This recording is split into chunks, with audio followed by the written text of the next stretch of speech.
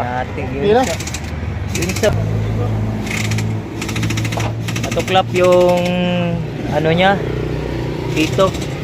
Yan, nilinis yung dating ano. Tapos ibabalik yung dito dito. Pero iba yung paggagawa ng repair na to. Makikita ko sa inyo.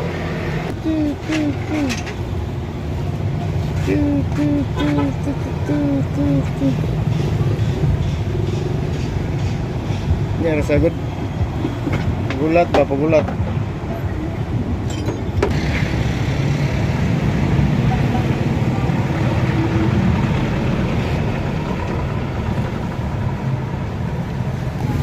Ito yung lumang pito na natuklap galing dyan sa tube. So pinalitan natin ng iba. Galing din sa lumang tube na pito yung kapalit natin. Dahil lang. Yan. Okay. Napasok yan sa butas.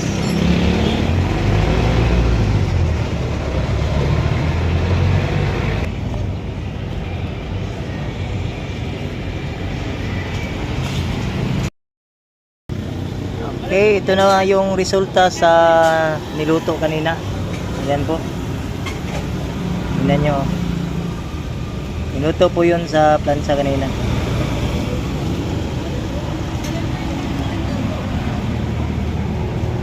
Steam valve repair yan.